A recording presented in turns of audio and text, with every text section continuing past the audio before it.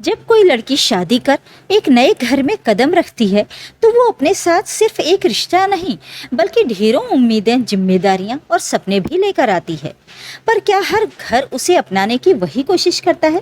क्या हर सास ससुर उसे समझने की कोशिश करते हैं, या फिर वो बस अपने पुराने रिवाजों, अपने अनुभवों और अपने अहम में ही उसे परखने लगते हैं? यही कहानी है गरिमा की, एक ऐसी बहू की जो ना तो बगावत करना चाहती थी और ना ही झुक जाना। बस समझदारी और इंसानियत की थोड़ी सी उम्मीद लिए अपने ससुराल आई थी। हर बार बहू गलत नहीं होती है। कई बार घर के बड़े भी समझना नहीं चाहते। उन्हें लगता है कि वो जो कह रहे हैं वही सही है, पर ये नहीं सोचते कि वक्त के साथ बदलाव होना बहुत जरूरी है। अब वक्त बदल चुका है, अब बहुएं भी पहले जैसी नहीं हैं, बेटे अंकित ने कहा। अब तुम हमें बताओगे कि हमें कैसे रहना चाहिए, कैसे अपने घर में एक बहू को रखना चाहिए। वाह बेटा, अभी तो शादी हुए 5 महीने भी पूरे नहीं हुए और अब तुम हमें समझाने लगे हो।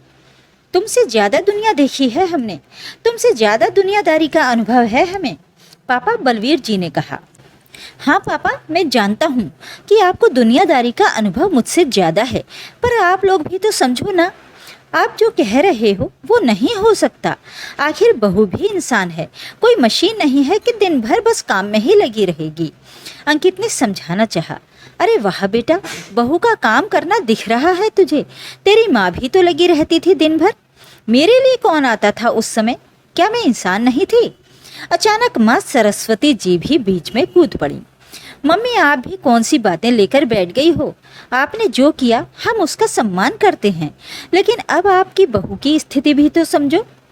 आप सिर्फ घर का सारा काम करती थी, जबकि आप उम्मीद करती हो कि बहू नौकरी करते हुए घर का सारा काम करे। भला जॉब के साथ वो घर का सारा काम अकेले कैसे कर पाएगी? कुछ तो छूट दीजिए उसे भी, अंकित ने कहा। नौकरी करने की इजाज़त दे तो रखी है, वही बड़ी बात है। अरे हमें तो घर से बाहर जाने की भी छूट नहीं थी, और इसे वहाँ जाकर कौन सी ईंटें तोड़नी पड़ती हैं? सर धंसकर जाकर मेम साहब बन के कुर्सी पर बैठना ही तो होता है।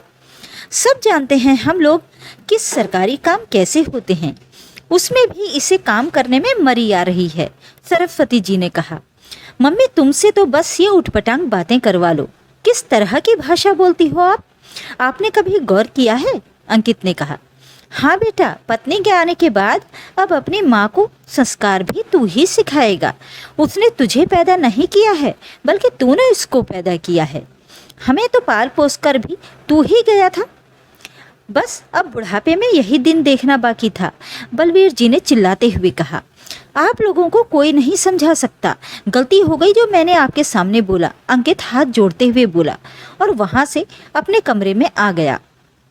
लेकिन पीछे बलवीर जी और सरस्वती जी निरंतर चिल्लाए जा रहे थे और साथ ही साथ अपनी बहू गरिमा को गालियां भी दिए जा रहे थे।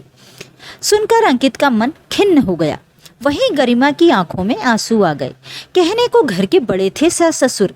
कहते हैं बुजुर्ग घर में ज्ञान का भंडार होते हैं, अनुभव और आशीर्वाद की खान होते हैं। लेकिन यहाँ ये बुजुर्ग किस तरह की भाषा का इस्तेमाल कर रहे थे? अंकित और गरिमा की शादी 5 महीने पहले ही हुई थी, जो कि एक अरेंज मैरिज थी। गरिमा एक सरकारी स्कूल में टीचर थी। सरकारी नौकरी थी तो जाहिर सी बात है सैलरी भी अच्छी होगी। बस यही देखकर बलवीर जी और सरस्वती जी ने दोनों ने हाँ कर दी।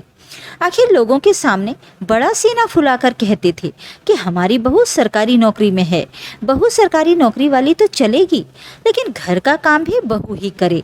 बस इस सोच के साथ वो लोग गरिमा को अपनी बहू बनाकर ले आए।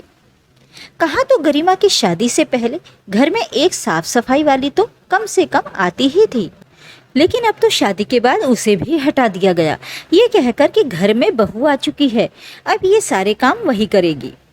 आखिर घर में बहू ही काम करती है तो उससे ही घर की दशा शुभ रहती है। ऊपर से सरस्वती जी ने हर काम से छुट्टी ले ली। अब तो वो रसोई में आकर झांकती भी नहीं थी। ऊपर से काम में मीन मेख निकालने का काम। और बलवीर जी और सरस्वती जी दोनों ये उम्मीद करते थे कि गरिमा ही घर का सारा काम करे। सुबह 4 बजे उठे, साफ सफाई करे, सबका खाना बनाकर स्कूल जाए और वापस आने के बाद दोबारा काम में लग जाए। गरिमा ने शादी के 1 सप्ताह बाद ही कामवाली लगाने के लिए कहा था। उस पर सरस्वती जी ने जवाब दिया था, अरे तुम्हें कौन सा पूरा काम खुद करना पड़ता है? आधे से ज़्यादा काम तो मशीनें ही कर देती हैं। कपड़े मशीन धोती है, मसाले तुम्हारी मिक्सर पीसती है, पोछा तुम्हारा स्टैंडिंग होता है, तुम्हारी कहाँ मेहनत लगती है? पर मम्मी जी मैं भी थक जाती हूँ, स्कूल भी कितना दूर है, आने जाने में ही 3 घंटे बर्बाद हो जाते हैं। ऊपर से घर और स्कूल दोनों, कितना काम रहता है, मैं अकेली कैसे कर पाऊंगी ये सब? अरे कहाँ काम रहता है? घर में काम मशीन कर रही है और स्कूल में, ये तो हम सब जानते हैं कि सरकारी स्कूलों में क्या पढ़ाई होती है। तुम तो बस सज धज कर जाकर कुर्सी पर बैठ जाती होगी, क्या ही करना पड़ता होगा तुमको? तुम्हें तो बैठे बिठाई की तनख्वाह मिलती है। बस इस तरह के जवाब देकर वो गरिमा को चुप करा देती। 1-2 बार गरिमा ने अंकित से कहा तो अंकित ने सरस्वती जी और बलवीर जी से बात की। बस उन्होंने इस बात का भी बतंगड़ बना लिया। ये लो, आते ही इसने अपने पति को अपना गुलाम बना लिया, जो यहाँ हमसे पूछने आ गया घर में काम वाली लगाने के लिए। बस इसीलिए पैदा किया है तुझे हमने। तेरी बीवी को इतना सा काम करने में जोर आता है क्या? अरे हम तो अकेले ही कितने लोगों के काम कर लेते थे, पर मजाल है अपने सास ससुर के सामने बोला भी हो। और इसे देखो, बेशर्म यहाँ आते ही अपने पति को उसके माँ बाप के खिलाफ कर दिया, जो वो अपने माँ बाप के सामने उसकी तरफदारी करने आ गया। आखिर इसके बाद अंकित भी कुछ नहीं कह पाया। अभी पिछले महीने उसने दोनों से पूछे बगैर काम वाली लगा भी ली थी, पर इसके लिए भी घर में भूचाल आ गया था। काम वाली को तो उन्होंने टिकने ही नहीं दिया था, आधे घंटे में ही उसे घर से बाहर निकाल दिया। तब जब गरिमा ने ये कहा कि काम वाली की पगार वो दे देगी, तो कितना कुछ सुनाया था उन लोगों ने, क्या क्या उठपटांग नहीं बोला था उसके खिलाफ। अरे एक यही पैसे वाली है क्या? हम सब तो भिखारी हैं जो नौकरानी नहीं रख सकते। नौकरी करती है तो क्या हमको खरीद लिया है? अरे खूब आगे पीछे घूमती है ऐसी नौकरी करने वाली। हमारे घर में कोई नौकरानी काम नहीं करेगी, काम तो तुमको ही करना पड़ेगा। बहू हो, ये सब तुम्हारी जिम्मेदारी है। तुम्हें किस लिए लाए हैं हम इस घर में?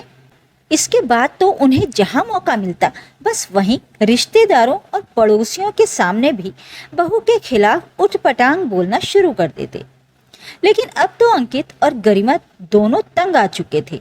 दोनों को ही समझ में नहीं आ रहा था कि इन लोगों को आखिर समझाएं तो कैसे समझाएं। आखिर घर के बड़े हैं, लेकिन फिर भी समझने का नाम ही नहीं ले रहे।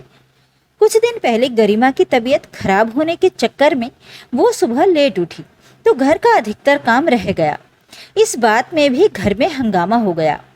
ये जानबूझकर ऐसा नाटक कर रही है कि हम नौकर रख लें, लेकिन याद रखना, चाहे कुछ भी हो जाए हम नौकर नहीं रखने देंगे हमारे घर में, क्योंकि नौकरों का किया हुआ काम हमें बिल्कुल भी पसंद नहीं है। मम्मी सचमुच उसकी तबीयत खराब है, उसे सुबह से उल्टियां हो रही हैं। आपको दिख नहीं रहा है क्या जो आप बेवजह की बातें बना रही हो? अंकित ने कहा। अरे सब जानते हैं हम ऐसी औरतों का त्रिया चरित्र, सब नाटक है। खैर उस दिन तो गरिमा ने स्कूल से छुट्टी कर ली और अंकित उसे डॉक्टर के पास ले गया। जब वापस आया तो उसे देखते ही सरस्वती जी मुंह बनाते हुए बोली, अरे क्यों हो गई तसल्ली पैसा खर्च करके? डॉक्टर ने भी यही बोला ना कि ये नाटक कर रही है, सब काम चोरी के बहाने हैं। मम्मी उसकी तबीयत सचमुच खराब है, डॉक्टर ने उसे आराम करने के लिए कहा है। अंकित ने कहा, हाँ बेटा, माँ बाप को ही बना लो नौकर, तुम तो, हम बैठे हैं ना यहाँ घर का काम करने के लिए। उसके बाद तो सरस्वती जी और बलवीर जी ने जो गालियों की बौछार की थी और चिल्ला चिल्ला कर घर का माहौल खराब किया था, ये सब सुनकर अंकित इतना दुखी हो गया कि उसने फैसला कर लिया कि अब उसे यहाँ नहीं रहना। आखिर 2 दिन बाद अंकित ने एक फ्लैट किराए पर ले लिया और वहाँ गरिमा के साथ शिफ्ट हो गया। अब तो आलम ये था कि उनके पीछे इधर सरस्वती जी और बलवीर जी आए गए सबके सामने अपने बेटे बहू की बुराई करते रहते कि कैसे वो लोग उन बुजुर्गों को अकेला छोड़कर चले गए। लोगों की हमदर्दी भी उन लोगों के साथ होती, आखिर बुजुर्ग माता पिता हैं तो हमदर्दी उनके साथ होगी ही।